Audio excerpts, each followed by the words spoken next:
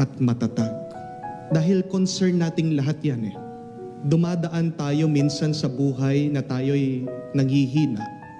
There are days that we want to give up, especially when we confront our problems, especially when we remember the debts that we need to pay, especially when we remember the loss in our families, the death of our loved ones, especially when we remember how uncertain our future is. Anong mangyayari sa akin, anong mangyayari sa aking pamilya, nakakapanghina.